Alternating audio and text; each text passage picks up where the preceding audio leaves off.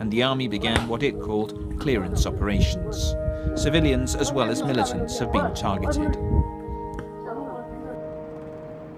Unable to reach the conflict area in Myanmar, we've come next door to Bangladesh to try and work out what's been taking place. There are now more than 70,000 Rohingya sheltering in makeshift camps along the border. They've been called the world's most unwanted people. Back in Myanmar, they're the lowest of the low, denied citizenship and widely seen as illegal immigrants who belong in Bangladesh. This is Mohammed. He says he left his village in November when it was attacked by Burmese soldiers. But his elderly father was too frail to flee. Baba ke mara gese guli korchilo. হ্যাঁ দেখছি দূর থেকে দাঁড়িয়ে দেখছিলাম আমার পরিবারের সাথে বলে না এই কথাটা আজকে বলছি আমার পরিবারকে বললাম অন্য পাড়াতে আছে এইটা বললাম আজকে বলছি আমার বাবা মৃত্যু হয়েছে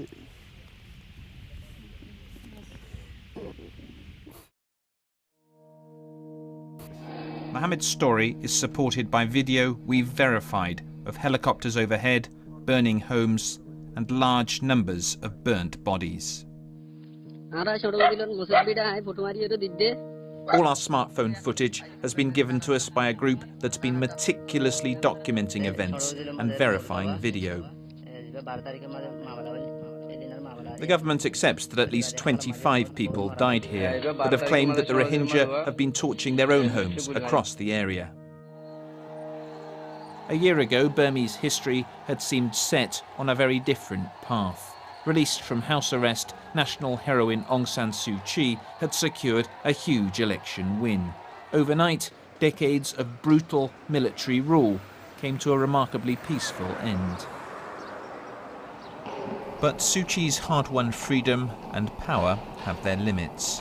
The Burmese generals have refused to hand over control of key ministries and the security forces. Since October, the United Nations and human rights groups have reported hundreds of cases of murder, rape and abduction committed against the Rohingya. Under international pressure to do something, Aung San Suu Kyi set up an investigation team. There are no Rohingya on it, and it's led by this man, Mint Sway, the vice president and a former general. Its methodology and treatment of victims have been criticised by the United Nations. Take this encounter between a Rohingya woman called Jamalida and one of the investigating officials. She was trying to tell them that she saw a group of women being forced into the bushes by soldiers. Suu Kyi's office has dismissed much of the testimony from the Rohingya as fake, and this was broadcast on state TV as proof that there had been no rape.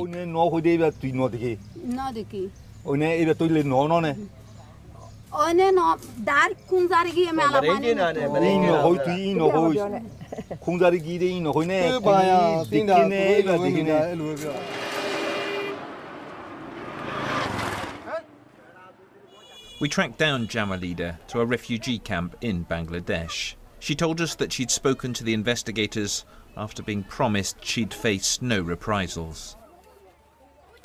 তোর কিছু না করিব যেতে কয়ে তারা গাড়ি তুটে I দূরি ফারা গলি গাই ফারা গলি ওরে বাদে হ্যাঁ তালা তারা গাড়ি লয়ে গিয়ে গই যাই গিয়ে মিলিটারি আরে তুয়াইতে আইছে আর ডর মানুষ আর বাম্মাদুল মানুষ তারা আর বিচার কিন দেওয়ানোর পরে অকতা যেতে থই তারা তো আর বেলকগি তারা আগাগুড়া মিলিটারি সবই দেওয়ানে Jamalida told us she was still recovering from what the soldiers did to her back in Myanmar. दिला बोड़ी से जूता बोदली गादी दिया बोड़ी गादी दिया बांगुरी बोरी से जूता रंगुरी ठान मारी अरे तारा सिरी फैलाए हारी झटका मारी अंगुरी फैलाए.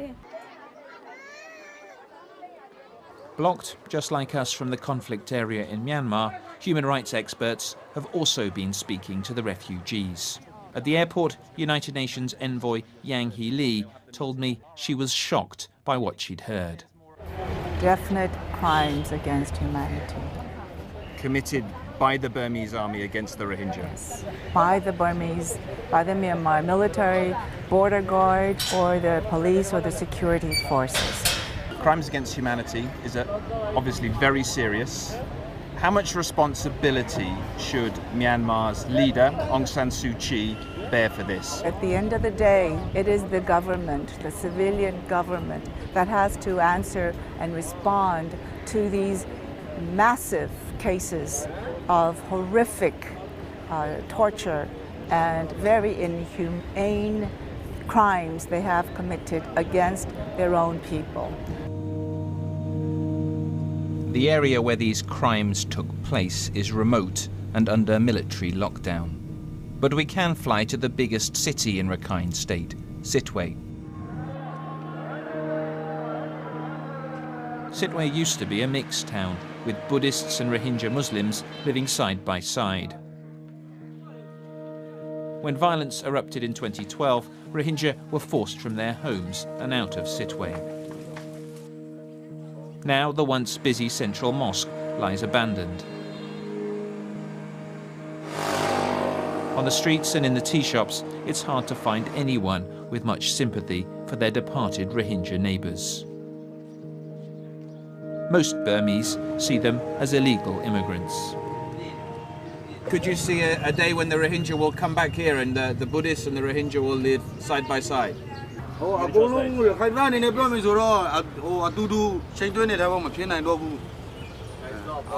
No. What is the solution to the problems here?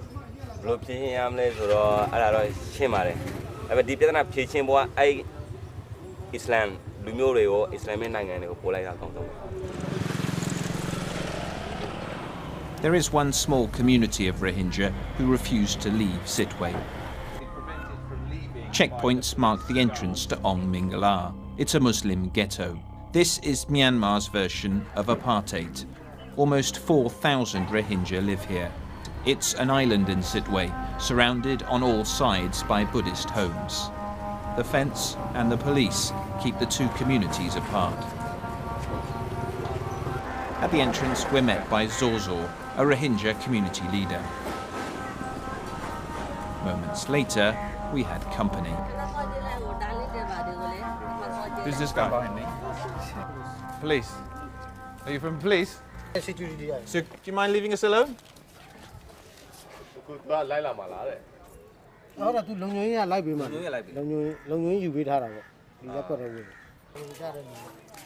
Are the secret police always inside the camp?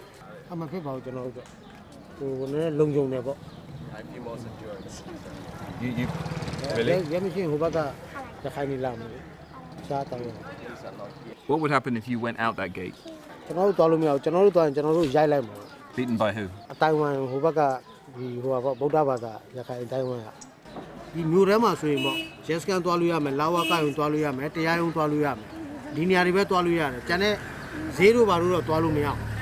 Every other day there's a list given to the police, and then those people who are on the list are allowed to leave, and there's an escort organised by the police to protect the Rohingya when they go out of here so that they don't get attacked. We go with Zorzor to midday prayers. There have been Muslims living in Rakhine State for centuries.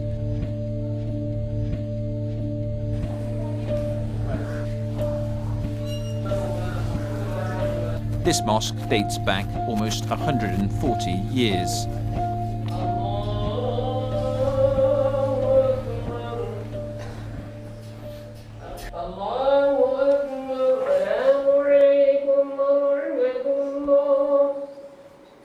When Sittwe burnt 5 years ago, Zorzor was among the Rohingya who stood their ground and refused to leave.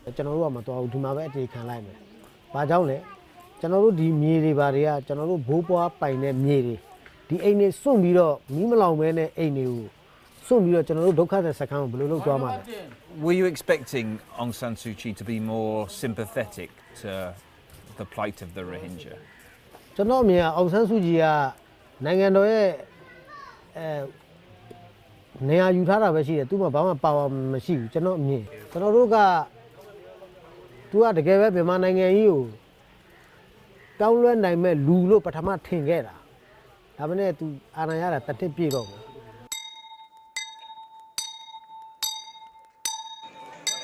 It's Union Day, and in the town of Panglong in Shan State, the crowds are gathering for a rare chance to see Suu Kyi. This event is something of a sham. It's celebrating Myanmar's ethnic diversity, though the country has, in fact, seen decades of war between the army and rebel groups from ethnic minorities.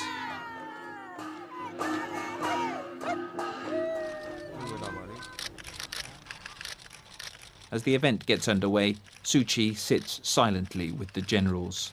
She knows she needs their support if she's to deliver her biggest policy goal: a nationwide peace agreement with all the ethnic minorities, apart from the Rohingya.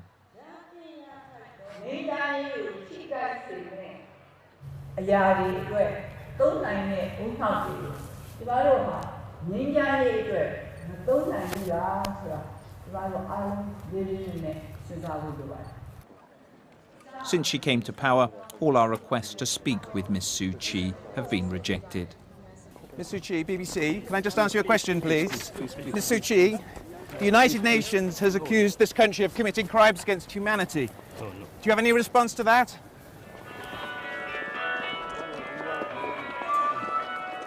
Wait, she just doesn't like people putting difficult questions to her.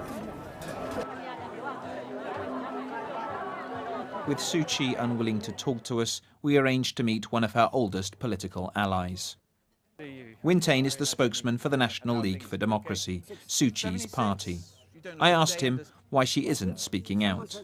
Not because she doesn't care, but because if she says something, it will get worse, or if she says nothing, it's quite a dilemma.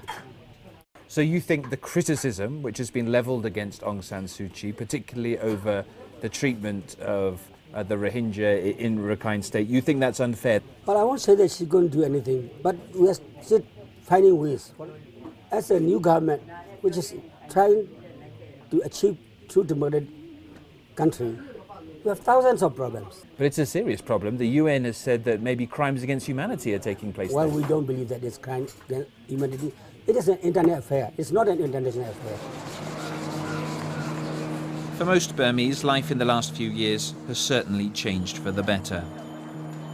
But the Rohingya are still waiting, and their hopes are fading. So far, the price of power for Aung San Suu Kyi has been silence on the principles and values that she once held so dear.